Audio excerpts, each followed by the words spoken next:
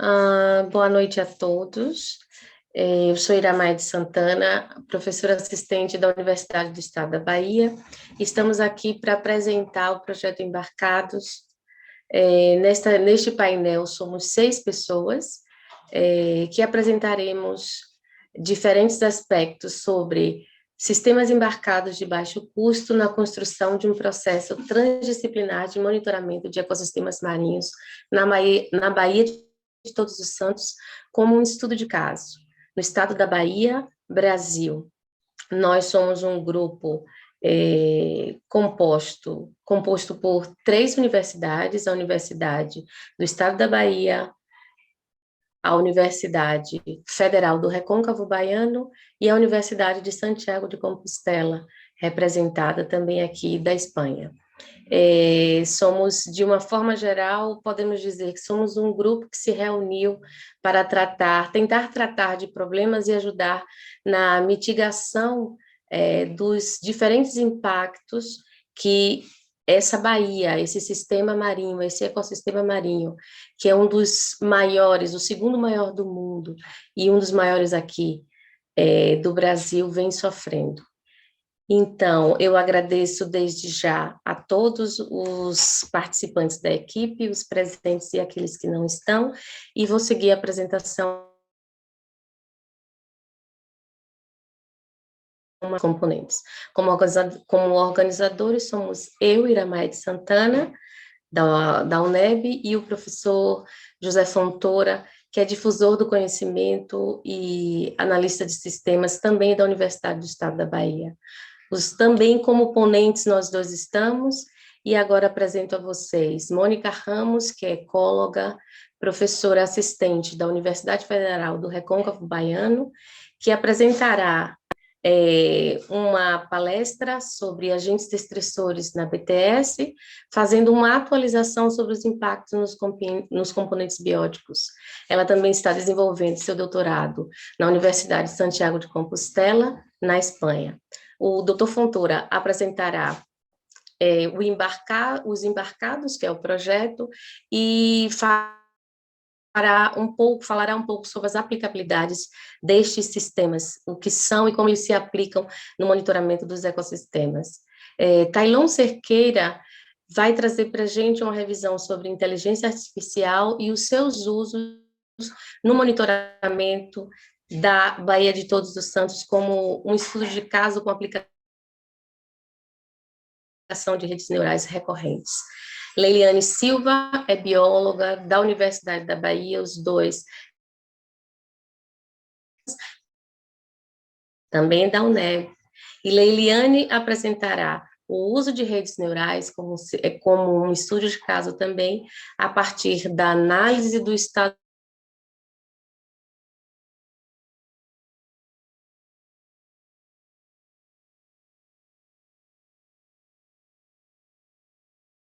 desenvolvimento regional, comunicadora social, comunicóloga, que vai fazer uma abordagem transdisciplinar e analítica de fluxos comunicacionais da Bahia, e um pouco sobre o questionamento que esse grupo se faz. Por que a pesca artesanal na BTS necessita de transferência tecnológica de baixo custo? Eu agradeço já a todos que participaram, a todos os que participaram do desenvolvimento desse painel. Se a coisa sair bem, como eu vi hoje de manhã, agradeço a todos, eu divido com todos, e se não sair tão bem, a responsabilidade é minha. Por favor, Mônica, comecemos. Não te ouvimos, Mônica. Agora sim? Sim. Me escuta? Bom, boa noite. Como a Iramaia já me apresentou, eu sou bióloga, professora da Universidade Federal do Recôncavo e atualmente doutoranda em Meio Ambiente e Recursos Naturais pela Universidade de Santiago de Compostela. E vou fazer uma apresentação sobre os principais agentes estressores na BTS, e os impactos desses agentes nos componentes bióticos. Bom, a Baía de Todos os Santos é a segunda maior baía do Brasil, está localizada no estado da Bahia, é uma região de grande importância do ponto de vista ecológico, do ponto de vista histórico, econômico, social. Ela possui 3 importantes regiões estuarinas, como o estuário do Rio Paraguaçu, o estuário do Rio Jaguaripe e, ao norte, o estuário do Rio Subaé. Essas zonas estuarinas são áreas importantes, porque a gente vai ver que permite, né, o desenvolvimento de ecossistemas como manguezais, que são áreas de grande importância para a reprodução de espécies marinhas estuarinas e para o estabelecimento de atividades pesqueira e de mariscagem. É importante pontuar que a BTS, a Baía de Todos os Santos, na margem dessa formação, se encontra a capital do estado da Bahia, que é a cidade de Salvador. Então, a gente já tem aqui um primeiro impacto associado à presença de um núcleo urbano, né? E, além disso, a gente também vai ter uma série de empreendimentos de alto impacto, principalmente na região norte e nordeste da Bahia. Aqui algumas imagens de manguezais, né, que são ecossistemas importantíssimos, altamente produtivos, né, que, como eu já falei, abrigam, né, servem de abrigo para a fauna e de áreas de reprodução, mas também é uma zona de alta produtividade de nutrientes. Então, muitos nutrientes produzidos, né, nas regiões de manguezal, eles são exportados para as zonas costeiras adjacentes e contribui também com a produtividade nessas áreas. Aqui a gente tem mais uma imagem de recifes de coral, que também tem sua importância como abrigo, como área de reprodução, e aqui uma imagem do estuário do Rio Subaé. Bom, e aí a gente fala de pesca, né? A gente está falando de uma baía extremamente importante, produtiva e que favorece a atividade pesqueira. E aí é importante pontuar que a gente está falando de pesca artesanal e também favorece a atividade de mariscagem, né? Que tem aí uma importância econômica, né? Sendo fonte de renda para muitas comunidades, e comunidades, muitas vezes, muitas delas vulneráveis economicamente, socialmente, né? E é uma atividade que tem uma importância também cultural, que envolve aí uma série de saberes e conhecimentos transmitidos, né? E uma importância histórica também. Então, quando a gente fala de proteção da Baía de Todos os Santos, a gente fala também de proteção da biodiversidade e de uma atividade importante do ponto de vista econômico e cultural. Bom, é importante também sinalizar que essa formação é uma unidade de conservação, de proteção de uso sustentável, uma APA, e ela está submetida a um ordenamento que busque justamente proteger a diversidade biológica e favorecer a sustentabilidade do uso dos recursos naturais. E aí eu trago um pouco de história para a gente começar a entender os principais agentes estressores e como que isso iniciou na Baía de Todos os Santos. Então, antes de se chamar Baía de Todos os Santos, ela era conhecida pelos índios, né, que viviam nessa região antes da chegada dos portugueses no Brasil. Ela era conhecida como Quirimurê. E depois da chegada dos portugueses, ela passa, então, a ser chamada de Baía de Todos os Santos. E com a chegada dos portugueses e a instalação na margem da BTS, né, da cidade de Salvador, que foi a primeira capital do Brasil, a gente já começa algum tipo de impacto, de intervenção na margem da Baía de Todos os Santos, né? E outra atividade importante também nesse período, eu estou falando do início do século XVI, foi a atividade da cana-de-açúcar, a principal atividade agrícola no Brasil colônia, e que foi desenvolvida na margem dessa formação. Então, a gente já tem aqui os primeiros impactos, né, à Baía de Todos os Santos. E aí a gente dá um pulo agora, eu dou um pulo para o século XX, principalmente a partir de meados do século XX, quando o Brasil vive um momento de desenvolvimento econômico, de industrialização, e isso não foi diferente também na margem da BTS. Então, a gente viveu um momento de industrialização forte, principalmente associado à exploração de petróleo. E isso acabou gerando emprego, né? E isso também acabou favorecendo a migração de muitas pessoas para as margens da Baía de Todos os Santos, né? E aí é importante entender que, nesse momento, não se existia uma política ambiental muito fortalecida, né? Assim como uma política também de uso de planejamento urbano.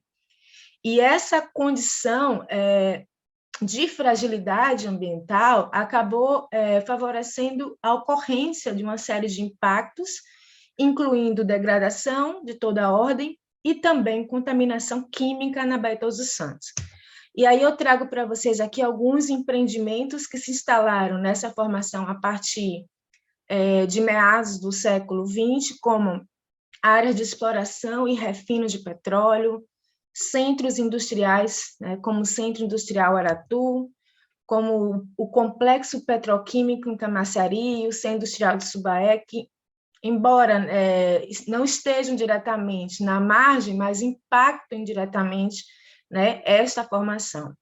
E a presença também de uma série de portos e terminais marítimos que foram instalados justamente para escoar o material que estava sendo produzido nesse momento, né, na margem da Baía de Todos os Santos.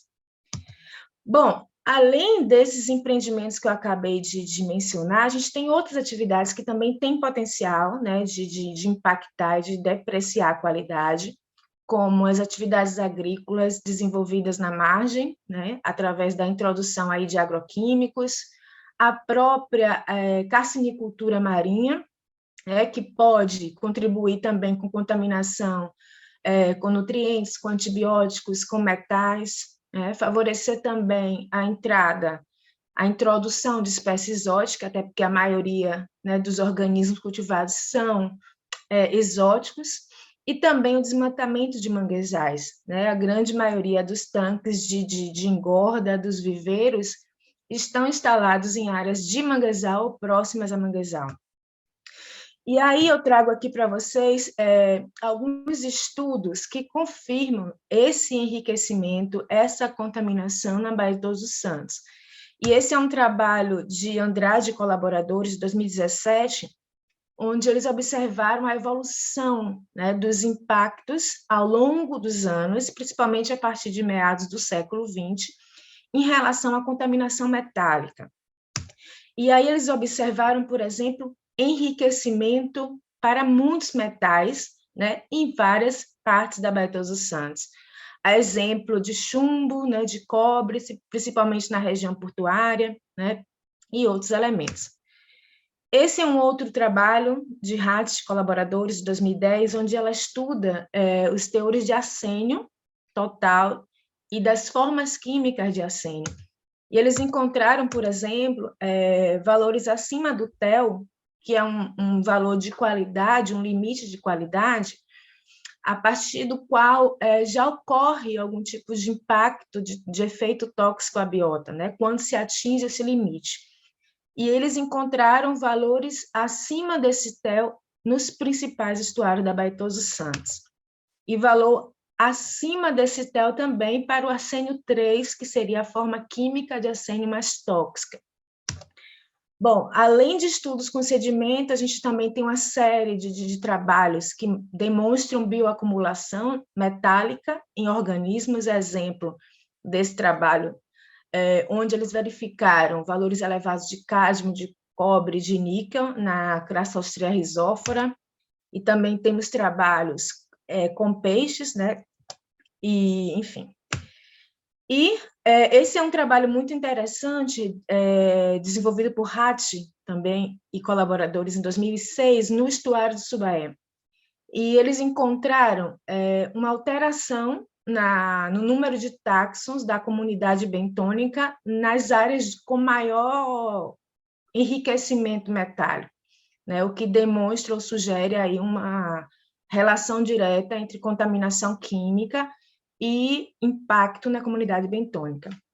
Aqui eu trago outros trabalhos também com hidrocarbonetos, até porque é uma área que se explora e se desenvolve atividades relacionadas ao petróleo, então a gente também tem dados de enriquecimento por hidrocarbonetos em sedimento e na biota, mais uma vez aqui exemplo da ostra, né, como espécie bioindicadora.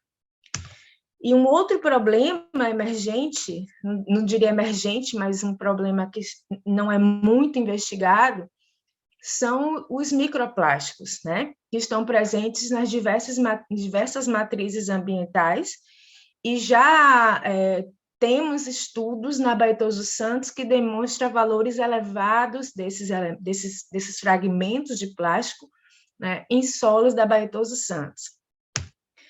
Bom, essas são imagens do estuário do Subaé, quando eu fui fazer uma coleta, né, para o meu doutorado, e a gente observa aqui grande quantidade de resíduos, né, e resíduos plásticos. Aqui mais algumas imagens. Bom, e essa minha fala, né, foi para demonstrar que existe, de fato, uma pressão ambiental sobre a biodiversidade da Baía dos Santos, sobre a biota, né, que é importante do ponto de vista ecológico, mas também é tão importante para a atividade pesqueira artesanal e para a mariscagem. E essa pressão está associada à contaminação química, a problemas de gestão de resíduos sólidos, a problemas associados à ausência de esgotamento sanitário, de coleta e tratamento de esgoto. E aí, a pergunta que fica é, o que a gente pode fazer diante disso, né? Quais são os caminhos para reduzir os impactos, para proteger a biodiversidade da Baía dos Santos? E aí eu trago aqui algumas reflexões, né? Primeiro, é importante que a gente siga conhecendo essa Bahia. Quais são suas riquezas? Quais são suas vulnerabilidades? Quais são as áreas prioritárias de preservação, de conservação, né? Como que a gente pode obter uma efetividade para controle dessas atividades e empreendimentos instalados nessa região, né? A gente está falando de uma APA, então a gente precisa que os órgãos responsáveis, né, da gestão pública ambiental, eles tratem as atividades, os empreendimentos de forma mais séria, exerçam um controle mais efetivo, né? E que a gente também pense em planejamento e uso de ocupação, planejamento urbano, saneamento básico, coleta de resíduos, coleta e tratamento de esgoto. E o que eu estou falando resume de uma forma clara a necessidade de uma gestão ambiental participativa, né, que inclua aí o papel dos órgãos públicos na gestão pública, na gestão ambiental, da ciência, né, dos centros de investigação, da universidade e a sociedade. A ideia é que a gente possa trabalhar de forma articulada, de forma integrada, né, para entender essa Bahia e gerir ela de forma adequada. E aí os sistemas embarcados eles surgem dentro dessa reflexão, né, da necessidade de pensar a pesca artesanal, sua importância, e a sustentabilidade dessa atividade, junto com a sustentabilidade das atividades desenvolvidas na BTS, pensando na ideia de gestão ambiental participativa, integrada, comunitária. E aí a ideia é que a gente possa construir, né, uma ferramenta de tecnologia ambiental social para monitoramento das águas da Baía dos Santos, o monitoramento pensando na pesca, mas que a gente possa trazer a sociedade e os pescadores e as marisqueiras como atores do processo de gestão, atores desse processo de monitoramento. Então, essa é a nossa ideia inicial, a nossa reflexão diante dos agentes estressores e da vulnerabilidade da Baía dos Santos. Bom, muito obrigada. Obrigada, Mônica. Agora a gente passa para José Roberto, que vai nos apresentar o que é essa tecnologia ambiental social.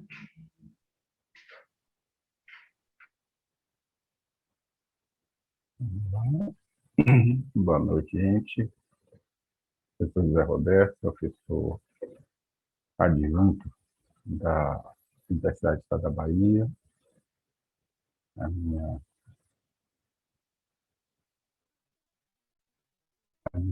apresentação. Ainda não.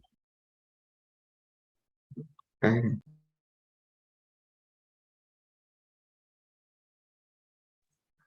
Zé, tá tudo escuro, viu? José Roberto está compartilhado e sem som e sem imagem. Gente, José Roberto teve aqui, caiu.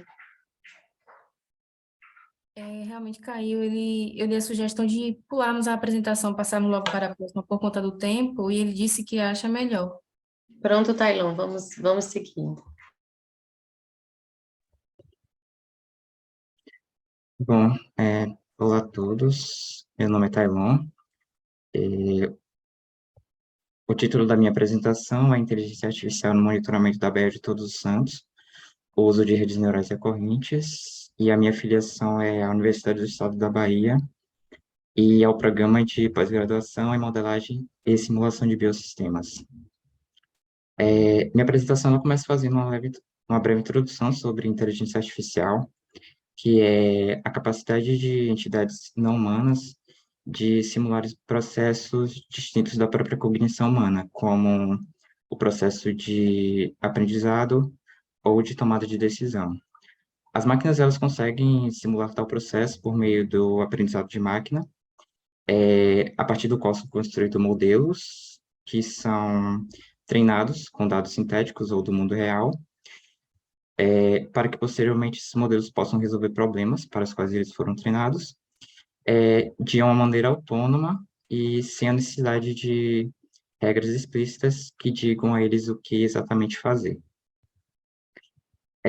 Embora a ideia de inteligência artificial ela seja antiga, e já se tinham indícios de utilizar seres autônomos para realizar determinadas tarefas que eram feitas por humanos, temos alguns marcos que eu trouxe como importantes para esse processo de evolução das inteligências artificiais.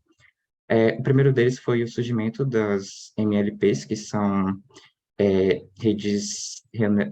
um tipo específico de rede neural altamente densa, com várias conexões entre os neurônios, e que veio para conseguir resolver problemas não lineares.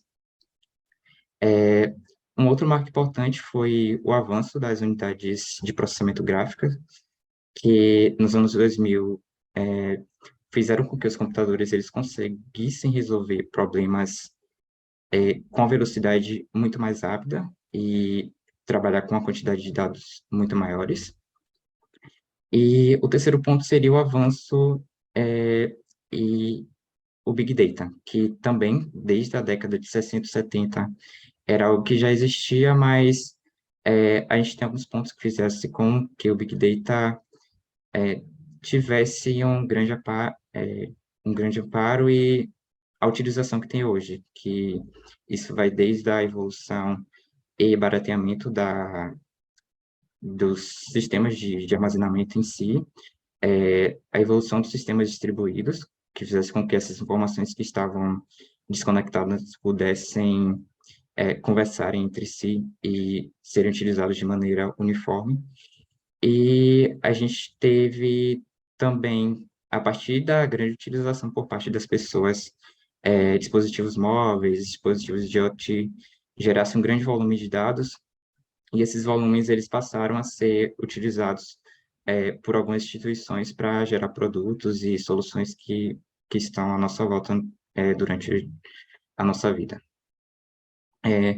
Mas aí, para que a gente tem e onde é que a IA é utilizada hoje? A gente tem várias áreas onde a inteligência artificial ela é utilizada, como, por exemplo, no processo de automação, e aí a gente tem iniciativas, inclusive, voltadas para controle de lixo dentro de oceanos, otimização de recursos nas diversas áreas, monitoramento, classificação, como, por exemplo, em problemas que envolvam detecção de derramamento de óleo, e aí esses algoritmos, eles, inclusive, conseguem identificar e diferenciar, por exemplo, manchas de óleo de destroços nos oceanos e até mesmo seres vivos.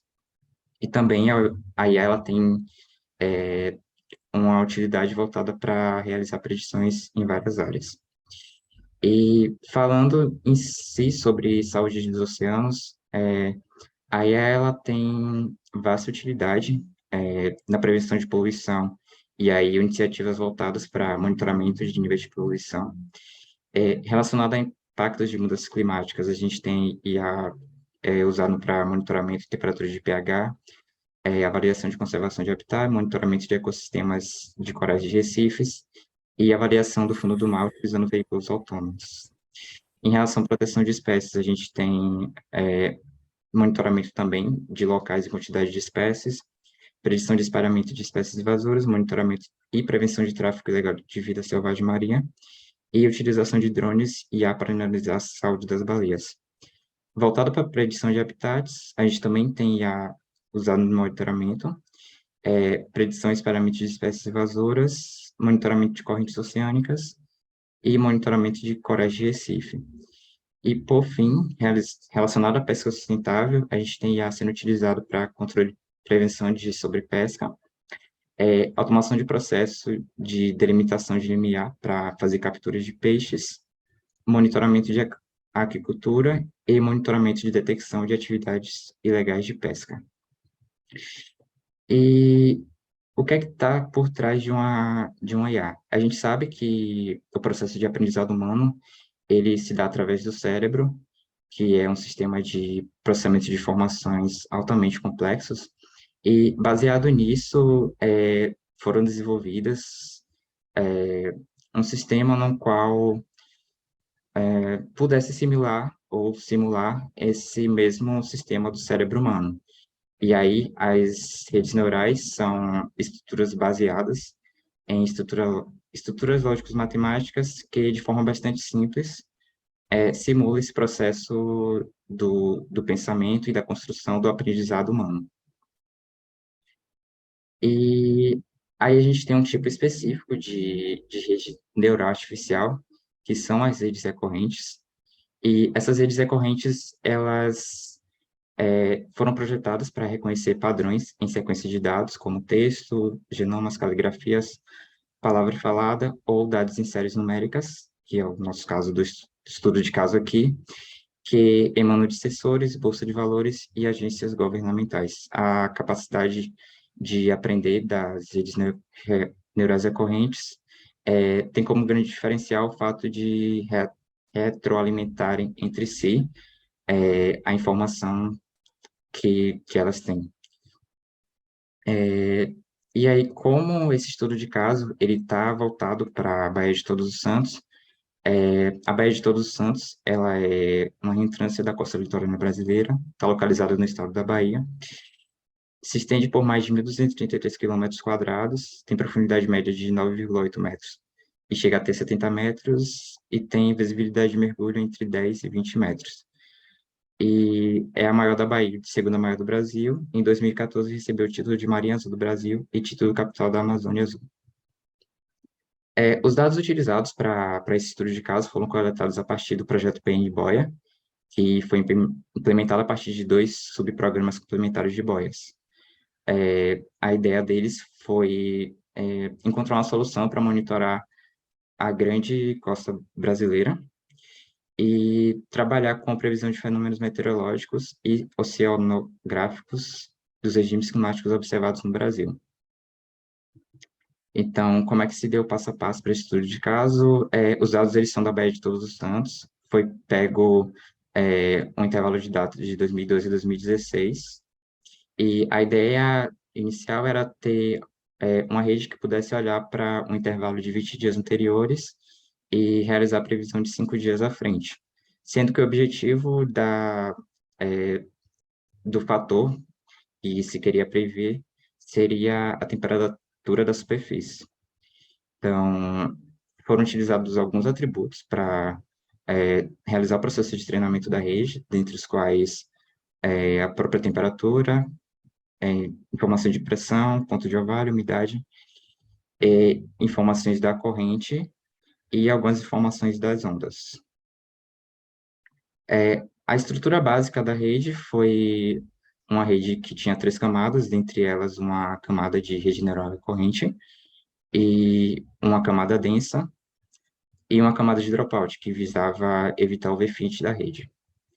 Então, como dados de treino, todos todos os resultados obtidos, tanto para treino como para teste, as taxas de erro ficaram abaixo de 1, e aí eu trouxe basicamente dois gráficos para sumarizar o desempenho da rede. No gráfico da esquerda, a gente teve uma percepção de que os dados eles não estão dispersos, então, no eixo Y, a gente tem o valor da temperatura predita, e no eixo X, o valor da temperatura real, e esses valores, por eles não estarem dispersos, indicam um bom resultado da rede, já que os valores que ela previu eram valores próximos ou bem iguais ao que ela de fato deveria ter previsto. E o gráfico da direita, ele traz um gráfico de um histograma que indica a distribuição dos erros da rede e indica que a rede ela errou como predição os dados que eram valores zeros, na maioria dos casos. E para o desempenho de teste, a gente percebe que os valores aqui eles estão um pouco diferentes dos resultados de treino, e isso porque eles estão no valor de entre 25 e 30 graus de temperatura, e os dados de teste eles estavam um pouco mais dispersos.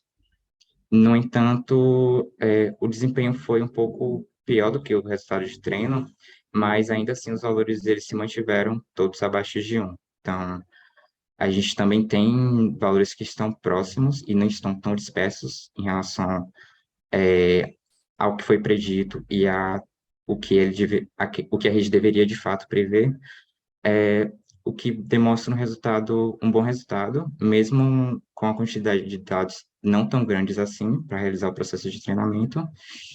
E em relação ao histograma de predição de erros, ele é um pouco diferente do histograma anterior. Então, a gente tem, nesse caso aqui, os erros eles estão mais para valores entre 1 e 2 do que os valores de zero, que eram os valores que foram obtidos no processo de treinamento.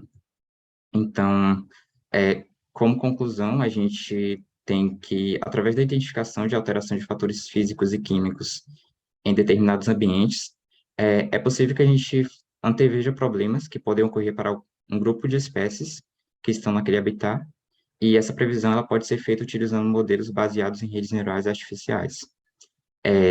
Então, com base nisso, seria possível fornecer subsídios para a tomada de decisão de maneira confiável e assertiva para que os gestores pudessem evitar maiores catástrofes.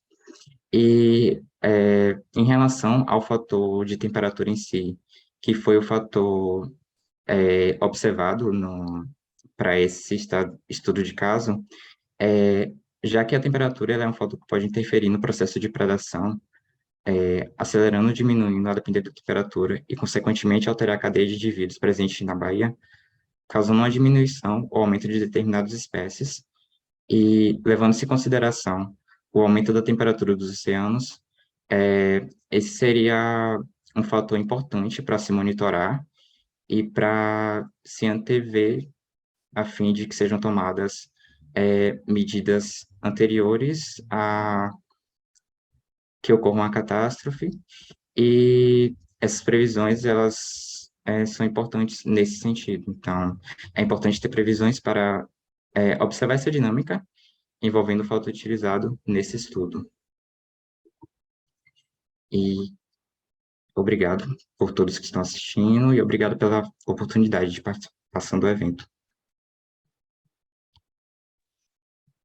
Tailon Cerqueira, muito obrigada pela sua participação. O professor José Roberto já está aí de volta, por favor, Vamos tentar nos de novo. aguardando. Agora foi? O compartilhamento não. Te ouvimos bem. Você não está compartilhando. Talvez a gente vê a tela dele, não, a gente vê a tela geral ainda. Em teoria aqui está compartilhando.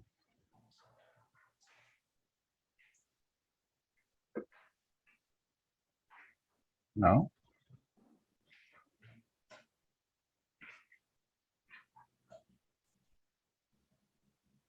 Não, ainda não. ¿Están teniendo problemas para compartir pantalla? Sim, ¿Quién es José? isso. José es el que tiene que compartir. Sí, Pois es é. José. Sí, a ver, prueba ahora. Te dice de vuelta co-host, a ver si anda. Tentar de novo.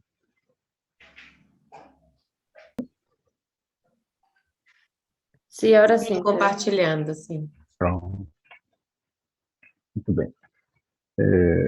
Dando prosseguimento aqui à nossa apresentação, eu sou José Roberto Fontoura, sou professor adjunto da Universidade do Estado da Bahia e participo também desse projeto, né, esse grupo de pessoas que estão aqui compartilhando conhecimentos, saberes e vontade de poder, entre outras coisas, transformar o mundo num lugar melhor, né?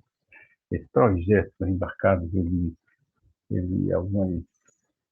algumas características ele tem, né? Como é que ele nasce? Ele nasce na interação entre professores e pesquisadores de áreas diferentes, né? Biologia, tecnologia, de comunicação, de ciências sociais, e ele tem uma finalidade muito clara.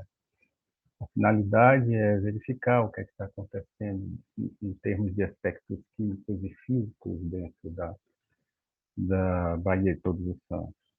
A Mônica falou com bastante propriedade de como é que alguns elementos químicos estão povoando, vamos chamar assim, a nossa Bahia. Plásticos também. O Tailon, ele vem uma outra ponta falando sobre como é que a gente pode prever essas coisas. E esse projeto, esse dispositivo, ele vem aí no meio termo, verificando como é que a gente pode fazer isso com baixo custo. Por que baixo custo? Baixo custo porque conseguir dados, de uma forma geral, dados da Bahia de Todos os Santos, principalmente do mar da Bahia de Todos os Santos, ele é muito caro se a gente utilizar sistemas proprietários. E a nossa ideia é construir um dispositivo, né, de baixo custo para que a gente possa não só buscar esses dados, mas também transferir essa tecnologia. Nós temos algumas finalidades aí durante esse processo, né, que é, além de criar o dispositivo, como eu falei, obter esses parâmetros físico-químicos de longa duração, que são esses dados constantes, que são mais difíceis, observar impactos biológicos, a gente não está falando somente de biológicos, químicos e físicos também, e difundir esse conhecimento com as populações que são atingidas, né? Atingidas por esse aumento de material químico, material plástico que está difundido, na verdade, nas nossas margens. Onde é que a gente quer chegar com isso? Nós temos tecnologia, nós temos conhecimento, e nós temos oportunidade, eu acho que essa é a palavra, a oportunidade, né? Então, nós estamos falando nesse momento aqui de microcontrolador. Microcontrolador, ele pode ser entendido como um pequeno computador, num circuito integrado, algo bem pequeno. A gente utiliza isso quase todo o tempo. Aqui está um exemplo bem simples, é uma máquina calculadora. Mas ele está em outros dispositivos. Muito do que nós utilizamos hoje em dia já tem microcontroladores. Nós estamos falando também, aqui no nosso projeto, ele é difundido como ele é de baixo custo, ele pretende, na verdade ele já utiliza o que a gente chama de plataforma de prototipagem. A plataforma de prototipagem ela pode ser esse Raspberry Pi, como isso que vocês veem aí, ou ele pode ser o Arduino, né? Que é um outro tipo de sistema embarcado. Embarcado por quê? Porque ele, sozinho, ele consegue controlar uma série de dispositivos que estão ligados a ele. Como é que isso funciona, na verdade, enquanto dispositivo que vai buscar esses dados, que vão ser tratados, que vão serem observados e podem ser utilizados, né? Podem ser utilizados como elementos de tomada de decisão. Eles Tem vantagens e desvantagens, claro, essas plataformas de papel de página, como o Arduino. Ele tem um custo bastante reduzido e bastante barato, a programação é simplificada, e tem uma abundância de dispositivos que podem ser conectados a ele. Uma das desvantagens hoje em dia é que ele está sendo utilizado muito mais intensamente na academia. Nós ainda não temos uma utilização muito grande do ponto de vista de indústria, coisas pesadas que a gente possa aplicar com mais intensidade, digamos assim, um grande projeto. Professor, seu slide não está passando. Sei o quê? Não sei se o senhor está passando o slide, mas não está passando. Eu estou passando lá. Sim. Não, tá não. Eu acho que precisa ativar a apresentação, né? Botar no modo.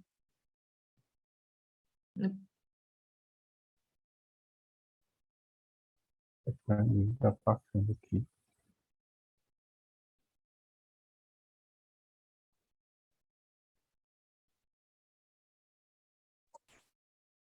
Talvez a tela que esteja compartilhada não seja a tela da apresentação, seja a tela em si do PowerPoint.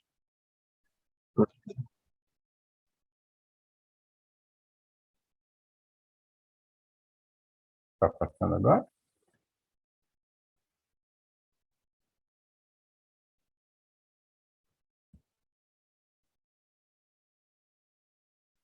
Ainda não.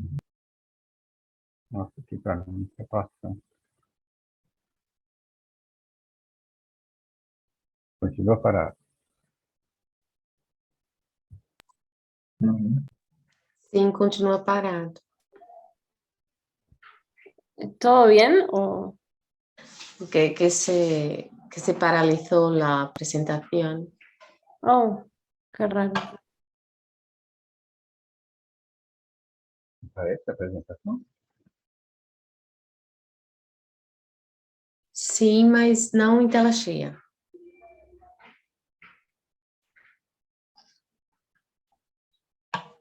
E Agora sim, agora sim. Vamos Perfeito. ver se ele para.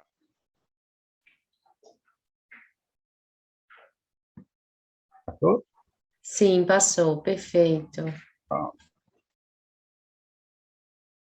Estava falando dos dispositivos, né, que o Raspberry Pi, o Arduino, que são placas de prototipagens, a gente pode utilizar, evidentemente, eu estou falando sobre as vantagens e desvantagens, nós podemos utilizar os periféricos, né, e a gente já vai ver esses periféricos, como a gente monta, né, isso aqui são os periféricos, sensor de tinta de água, modo de fonte executável para protoboard, leitor de cartão SD, sensor de temperatura, eles fazem parte do nosso projeto. O módulo de GSM, né, isso é para transferir, daqui a pouco a gente vai ver uma figura onde a gente pode ver como é que isso daqui efetivamente funciona, qual é a função dele, sensor ultrassônico, a gente vê o aumento da maré e a redução, sensor de temperatura e umidade também. São sensores que eles fazem parte do nosso projeto. E esses efetivamente são as imagens desses sensores. Eles não estão ligados nesse momento, né? São esses sensores que nós estamos utilizando no nosso projeto. O que acontece mais? Uma vez que nós temos esses sensores ligados, né, ligados ao nosso dispositivo, todos funcionando, esses sensores eles vão mandar esses dados, são bancos de dados no próprio dispositivo. Esses dados serão transmitidos através de um chip de celular para um banco de dados em um computador. Esses dados serão limpos, armazenados e tratados, né? Estatisticamente tratados. Eles vão também ser disponibilizados à comunidade científica a partir das nossas publicações.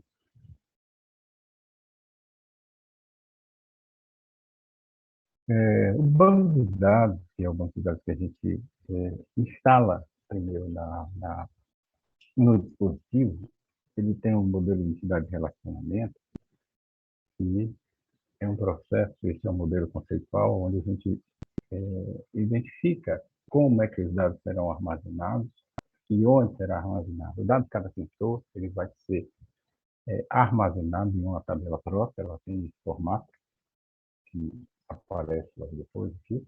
Esses sensores eles vão captar esses dados, eles vão mandar para uma tabela principal e logo depois que esses dados estiverem armazenados, eles vão ser transferidos, como naquele desenho anterior, eles vão ser transferidos para um desktop, serão tratados, serão organizados como uma série temporal e a partir daí que nós vamos começar a verificar quais são as mudanças que estão ocorrendo em termos físico-químicos na Bahia.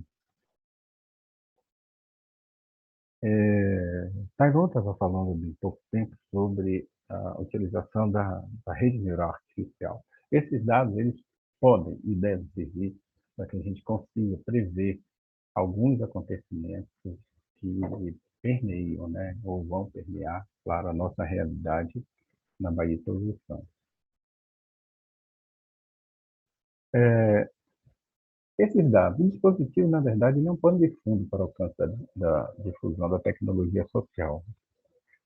De nada vai adiantar se a gente utilizar esses dados exclusivamente para a publicação. Esses dados, esse conhecimento, tudo que a gente conseguir retirar em termos de dado e conhecimento, eles precisam voltar à comunidade. Porque o mundo, digamos assim, o mundo da pesca, as comunidades que vivem da pesca, elas precisam conhecer essa tecnologia, ela precisa ser transferida a essas comunidades para que eles também consigam ser beneficiados desse conhecimento, saber como essas coisas funcionam, saber como é que é montado e o que é que a gente consegue tirar desse dispositivo. Então, é somente um pano de fundo, como está dito aqui, para o alcance da difusão da tecnologia social. Bom, essa é a minha colaboração aqui. Tivemos o doutor Fontoura, muito obrigada pela sua apresentação. E vamos prosseguindo com Leiliane, com mais um estudo de caso utilizando redes neurais. Muito boa noite a todos aqui presentes, conectados em diversos cantos do mundo. Eu sou Leiliane Silva, como já apresentado, mestranda no programa de modelagem e simulação de biossistema da UNEB. E a partir de agora a gente vai conversar um pouquinho sobre análise do estado de conservação de espécies de alvos de peixe marinho com uso de redes neurais, um estudo de caso. Leila, perdão, a sua apresentação não está em tela cheia. Para mim está em tela cheia aqui. Você tem que sair da tela cheia. Uhum. Sim. E agora? Sai da tela cheia. Descompartilhe. Peraí, interromper. Você entra na tela cheia.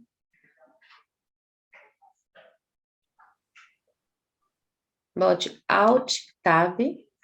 Pronto. Agora tá. Mas não tá a tela cheia ainda. E agora? Foi? Não.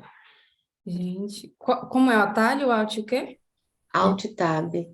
Você Mas deve você tem que- segurar o Alt e andar com o Tab O Tab. até a tela cheia e escolher. Mas tem que estar em tela cheia antes, sem compartilhar a tela. Descompartilhe e faça esse procedimento. Pronto, parou de compartilhar, né? Aí você põe tela cheia. Agora Alt e com o Tab você vai voltando para o Zoom. Então, Volta para o Zoom. Compartilha. foi? Foi agora? Não. Gente, não tá indo. Eu vejo bem.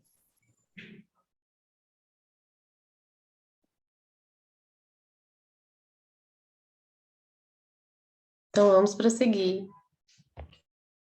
Assim mesmo?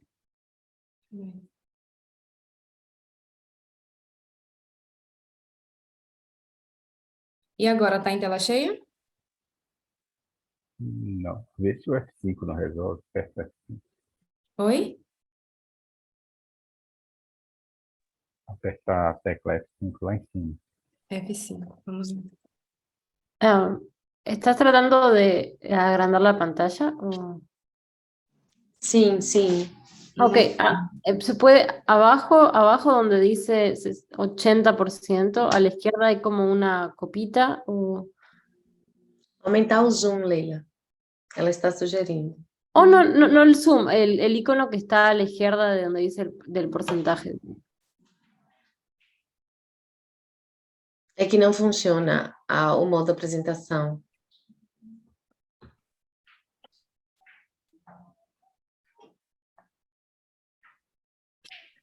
Ah, ok. Déjame que... Leila, você sabe navegar mientras... pronto. Não está a tela cheia, mas vamos lá. Ainda não tá em tela cheia? Não. Mas consegue passar o slide? Vocês conseguem visualizar? Passando? Não ouvi, sim? Sim. Pronto. Então vou prosseguir, tá bom? Então, desafios para a conservação de espécies marinhas. Os ecossistemas marinhos, eles possuem a maior parte de biodiversidade do planeta. Entretanto, Não está passando, gente, desculpa. Peraí, travou para mim, desculpa. Você pode clicar no slide da esquerda, que seria o equivalente. Não, para mim travou a tela toda aqui. Peraí, Vou parar de compartilhar. Peraí. Travou. Paris. Mais il y a aussi un bureau à Lyon. Monsieur Laurent est le PDG de l'entreprise. Je dirige le service recherche et développement. L'entreprise a aussi un Agora foi. É porque quando eu estou compartilhando a tela, ele trava para mim. un service client et un service comptabilité. Rachid Bellois, Tem alguém falando em francês aí? marketing. Élise Moreau, Sim, estou escutando. Eu acho que a gente entrou em alguma sala, não sei. Ele está falando de contabilidade e marketing. Né? Foi a senhora Paula que mudou o idioma. Sim. Leila, eu vou tentar projetar para você, tá bom? Pronto, peraí, deixa eu te enviar. Ué, saiu de novo. Eu vou entrar no Zoom aqui, tentar entrar no Zoom. E vou projetar a tela para você, tá bom? Tá, peraí. Talvez ela precise parar de compartilhar para você conseguir. Pronto, vou tentar então. Pronto. Vamos adiante? Vamos. Estão vendo minha tela cheia? Sim. Perfeito.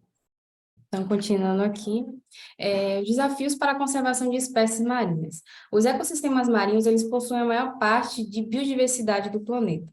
Entretanto, grande parte dos sistemas ali presentes, eles vêm passando por algum tipo de pressão antrópica, como a pesca, e levando a populações que antes eram numerosas a níveis reduzidos de abundância, e em alguns casos até mesmo a extinção. A pesca artesanal, ela é uma atividade predatória. Então, apesar dos pescadores terem as técnicas, terem o domínio das técnicas e o conhecimento de como fazer a exploração do recurso em ambiente natural, ainda assim, quando essa atividade ela não é manejada, ela traz sérios riscos à dinâmica e à estrutura dos ecossistemas.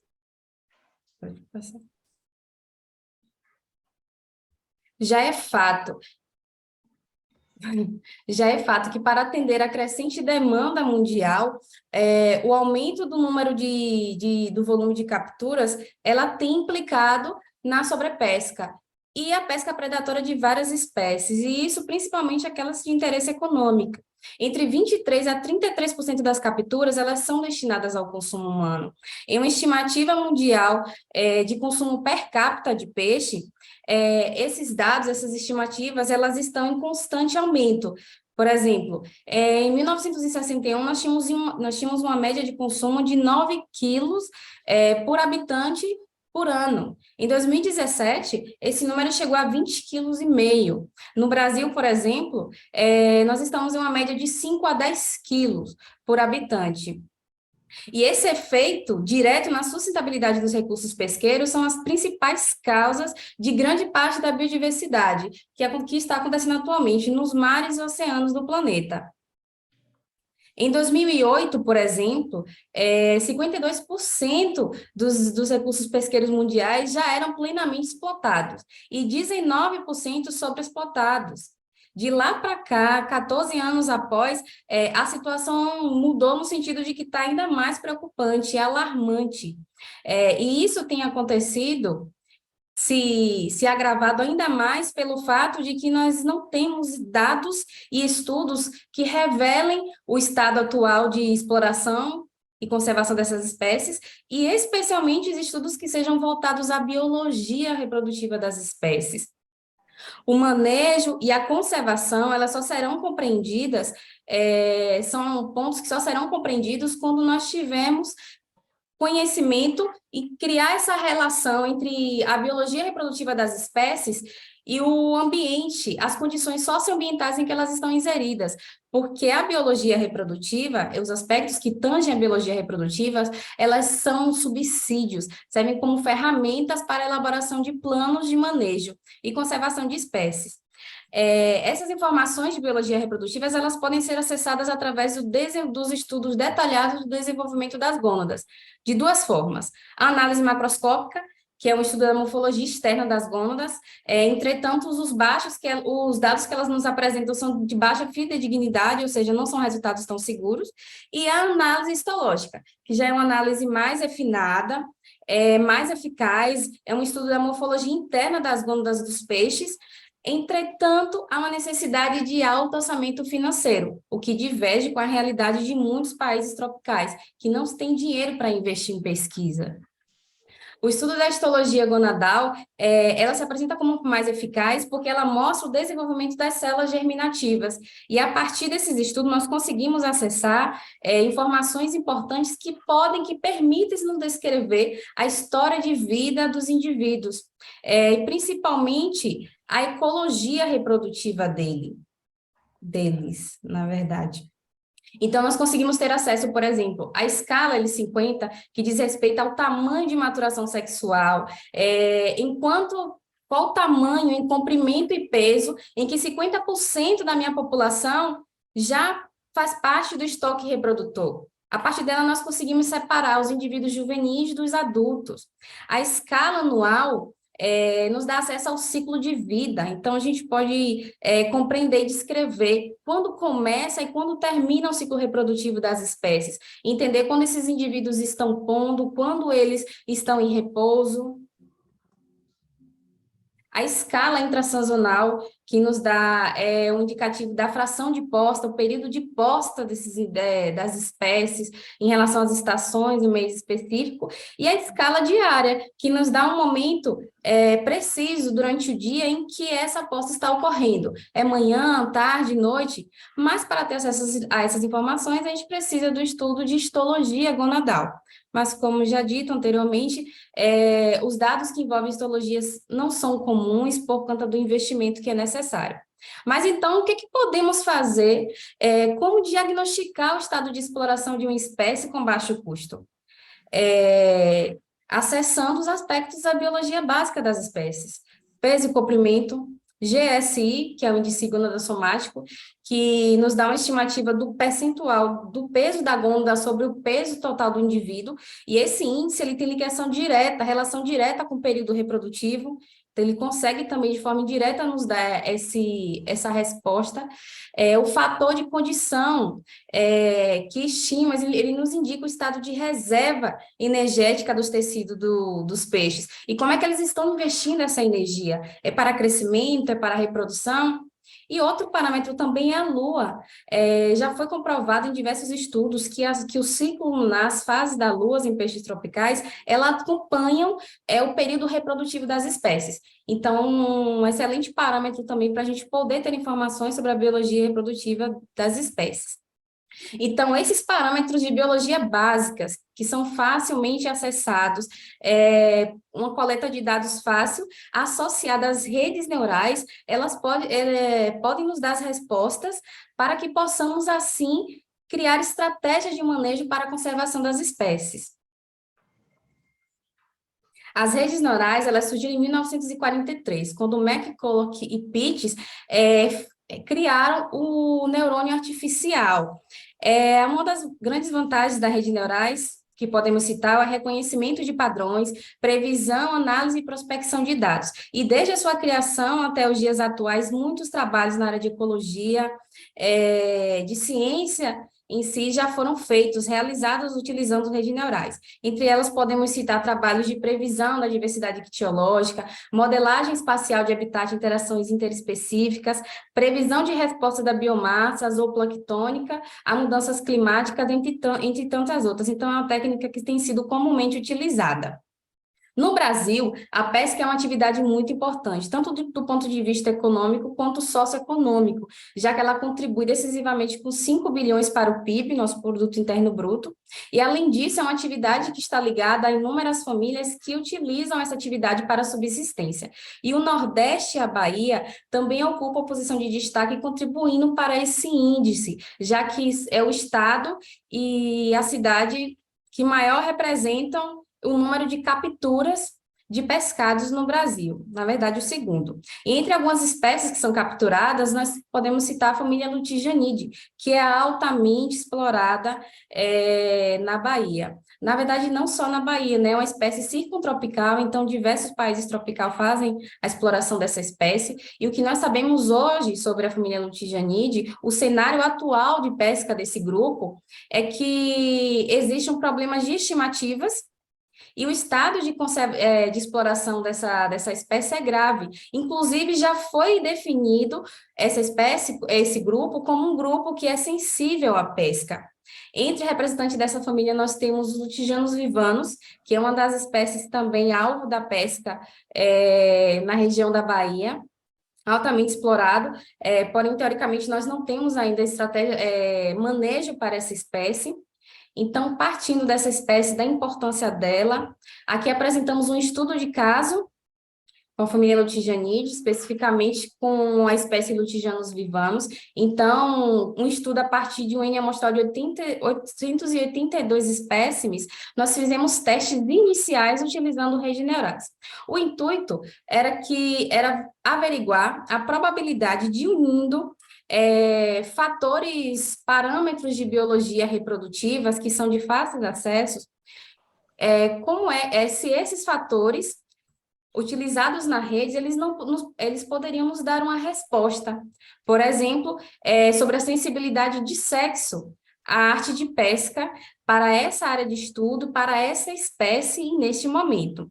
Então, nós utilizamos como dados de entradas os fatores de condição, Lua e GSI, que, como já mostrado anteriormente, são parâmetros da biologia básica, então é de fácil acesso.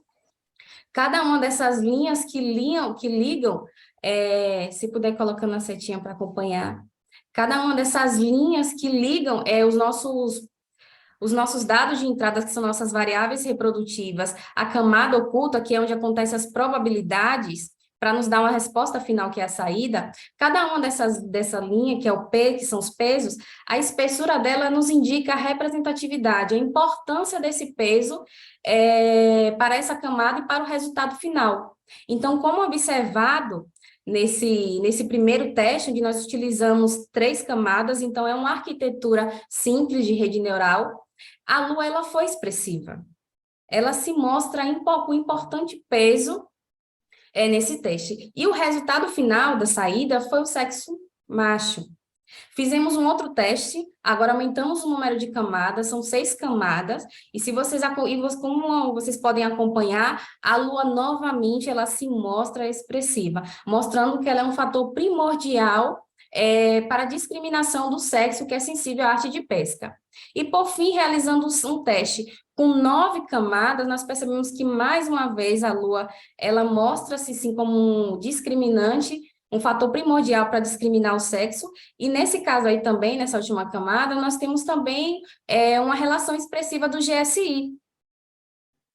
Então, assim, nós fomos fazendo vários testes e aumentando a camada para ver as probabilidades dos resultados e qual a influência desses fatores, desses parâmetros biológicos para a determinação do sexo, da sensibilidade do sexo à arte de pesca. E como visto aí, os machos, eles são mais sensíveis à arte de pesca. Então, aprofundando esses estudos, aqui eu trouxe para vocês alguns dados sobre o GSI, o fator de condição para essa espécie, para machos e fêmeas. Na figura 1, no box plot 1, nós podemos ver que o fator de condição, ele não altera, é o mesmo para macho e para fêmeas. Então, a condição entre machos e fêmeas estão iguais, não tem diferença significativa, e isso no nosso resultado anterior, isso é possível validar o resultado na nossa rede neural, porque lá mostra que o fator de condição ele não tem tanta expressividade comparado com a Lua e com o GSI. Na imagem ao lado, nós vemos o GSI. As fêmeas daqui já apresentam um GSI maior, mas isso é natural, já é de se esperar, por conta da estrutura da gônada das fêmeas. As fêmeas tendem a ter uma gônada maior e mais pesada. Então, o que fica evidente aqui é que a Lua é um fator primordial. Pode passar para a estratégia de manejo. E aqui, com mais uma figura... Pode voltar. É possível verificar que com as fases da Lua nós conseguimos acompanhar onde há presença, a maior prevalência de machos e fêmeas. Por exemplo, nós temos somente machos na Lua crescente e a maior prevalência de fêmeas na Lua cheia. Então, a partir da Lua, nós podemos ter acesso a onde encontrar os machos, aonde estão os machos mais pesados, em relação às fêmeas também, aonde essas fêmeas estão e o período de desova, se essas fêmeas estão pondo. Então, a Lua aí é um parâmetro primordial para estratégias de manejo. Deixa eu passar. Então, como podemos diagnosticar estado de exploração de uma espécie com baixo custo? Nós já sabemos que o manejo mais apropriado para uma pescaria depende da profundidade do conhecimento dos fatores biológicos da espécie. Então, a partir desse trabalho, nós vimos que, mesmo não tendo orçamento, a gente consegue ter acesso a informações da biologia das espécies com custo baixo e que eles são, sim, eficazes. A pesca seletiva, ela resulta num decréscimo da mortalidade natural dos maiores e mais velhos exemplares. E isso impõe uma pressão seletiva, que trabalha de maneira oposta aos agentes da mortalidade por pesca. Então, nós sabemos que a pesca é seletiva. É natural, é comum que se busque por indivíduos que são maiores e mais pesados. E isso a gente pode estar incidindo nos indivíduos que são mais velhos e que já estão maduros, que já iriam participar do processo de reprodução. Então, através do conhecimento da Lua e de outros dados, por exemplo, nós conseguimos ali, com a nossa rede neural, definir um sexo que é sensível à pesca. Então, a partir disso, a gente já tem um indicador para indicar a vulnerabilidade, principalmente a sensibilidade do sexo à arte de pesca. Então, as redes neurais aqui utilizadas, pode voltar, por favor? Então, as redes neurais aqui utilizadas, elas apresentaram indicativa diagnóstica do estado de exploração para a espécie lutijanos, onde conseguiu discriminar, através de um dado de temporalidade, que foi a Lua, que o sexo macho ele é mais sensível à arte de pesca. E que a retirada prolongada de indivíduos de melhor condição, por exemplo, conduz à diminuição da idade de maturação e ao crescimento da fecundidade. E a Lua, ela pode sim ser considerada como um caractere positivo para fins de estabelecimento de temporadas de proteção de estoque reprodutor a pequena escala. Então, a partir desses dados de biologia básica, repetindo mais uma vez, que são fáceis de ser acessados, de baixo custo, nós conseguimos sim compreender e descrever um pouco sobre a biologia reprodutiva das espécies e, nisso, criar estratégias de manejo. Por exemplo, como já dito anteriormente, se a Lua pode nos indicar aquele sexo que tem mais sensibilidade e quando encontrá-los, a gente pode criar períodos de defeso.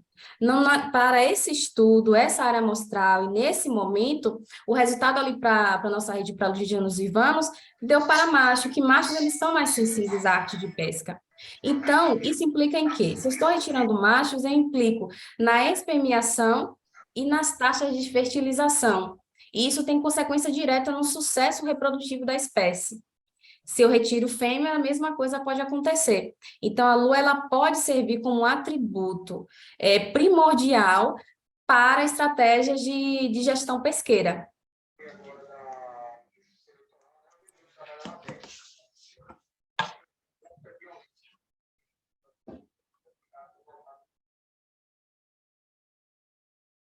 Muito obrigada, Leiliane, e solicito a Patrícia que encerre o nosso painel apresentando Solicitação negada.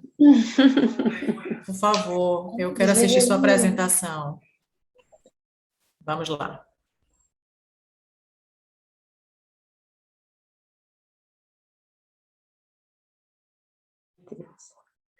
Bem, gente, adorei a sua negativa, muito bonita ela. Vou tentar fazer nesse tempo que nos resta. Estava muito interessada em ver os fluxos comunicacionais sobre a Baía de Todos os Santos, o que aparece como narrativas através dela, mas vamos tentar fechar esse painel com o pensamento acerca das questões tecnológicas que envolvem, de uma maneira geral, a nossa realidade, mas que envolve especificamente a Baía de Todos os Santos e os pescadores artesanais, as comunidades tradicionais de pescadores, tentando responder uma seguinte pergunta: por que a pesca artesanal necessitaria de transferência tecnológica? Vou falar um pouco sobre o conceito, né, continuando o óbvio, aparente, com respeito ao conceito de transferência tecnológica. Nós tínhamos, na década de 70, através do Ministério do Planejamento, a ideia de importação de know-how, ou seja, de conhecimento como conceito e ação de transferência tecnológica.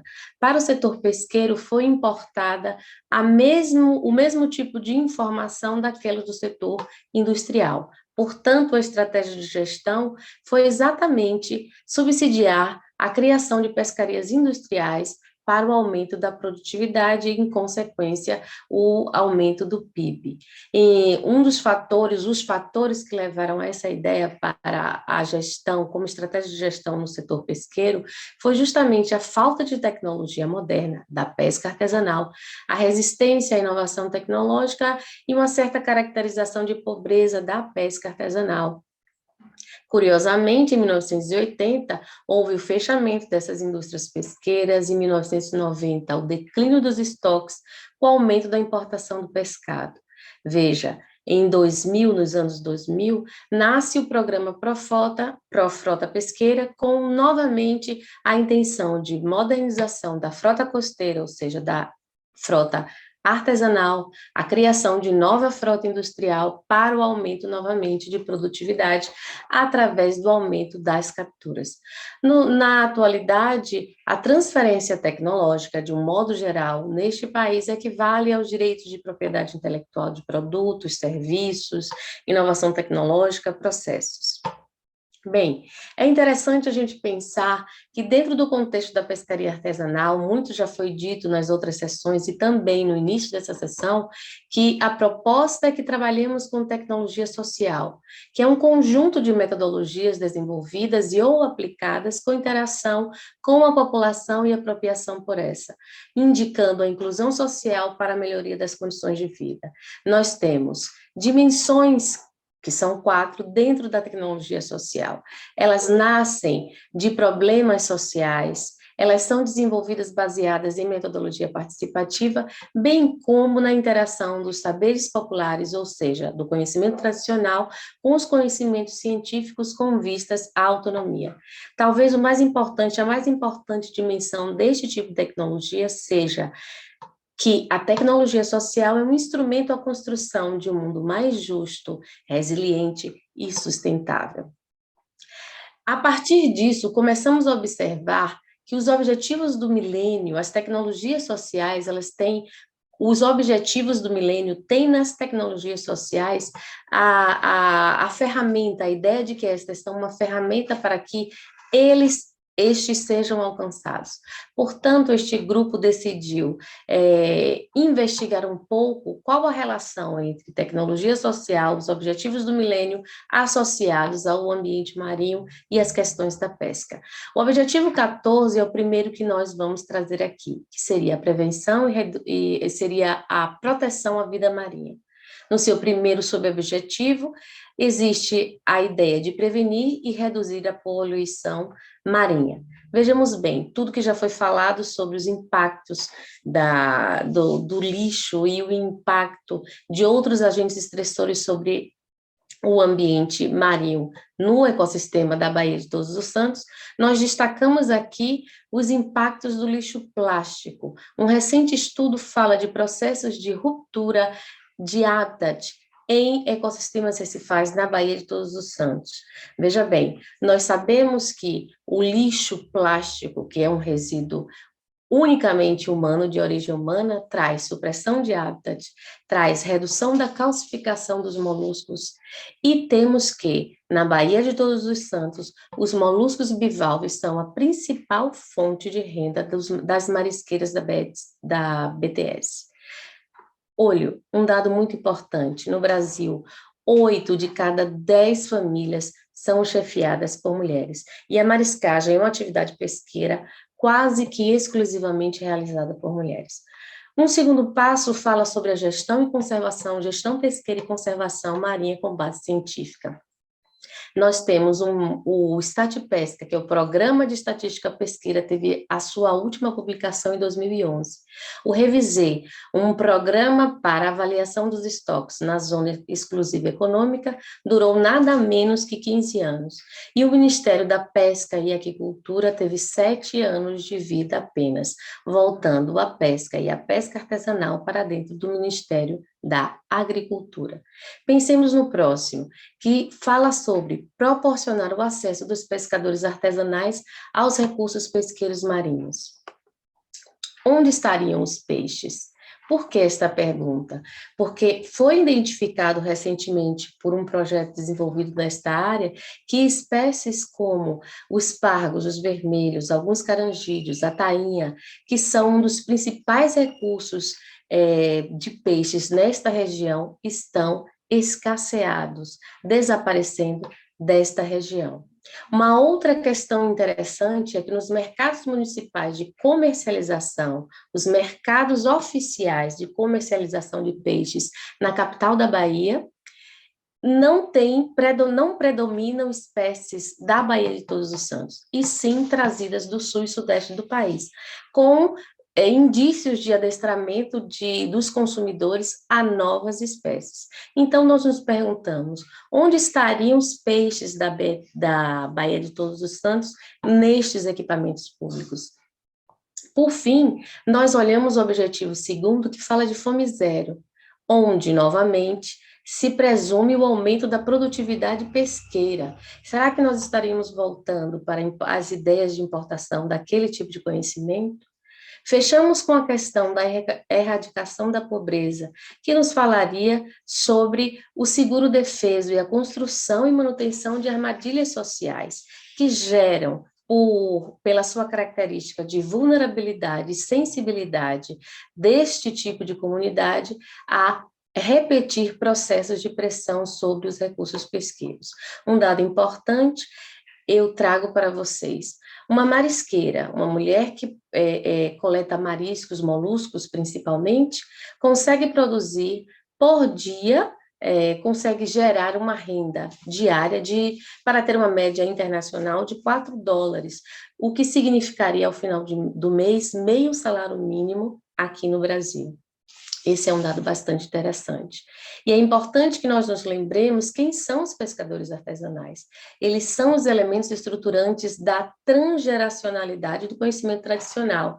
Os memes são genes culturais e são os pescadores que desenvolvem os modelos mentais, possuem os modelos mentais e conceituais dos e sobre os ecossistemas marinhos, modelos ontogenéticos, modelos ecológicos, modelos comportamentais.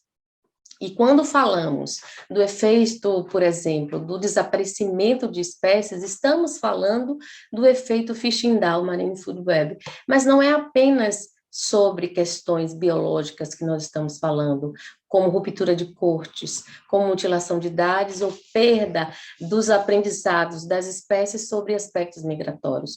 Nós estamos falando de rupturas sociais, por sobrepesca, por distorções físico-químicas e por ausência de políticas públicas. Nós estamos falando, portanto, do deslocamento de parte dessas novas gerações de pescadores para longe da cultura marítima, perda de memória cultural sobre os ecossistemas, que nenhum de nós, científicos, conseguiríamos repetir.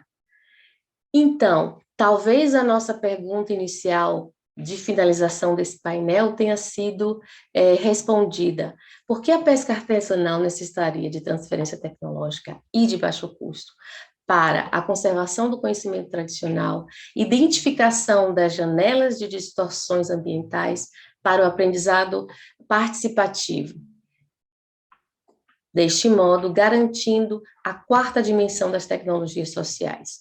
Não há mais como ignorar o que não é sustentável, não há mais como seguir manejando e minando a resiliência dessas comunidades, não há mais como postergar um mundo justo e igualitário.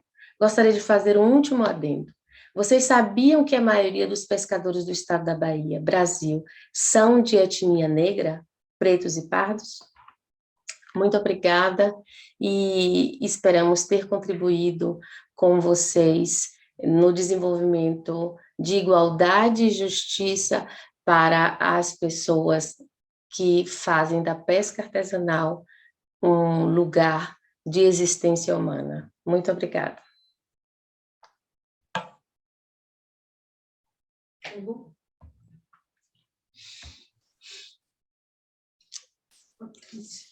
Obrigada, equipe. Muito obrigada. Temos aqui um chat, não sei se ainda temos tempo.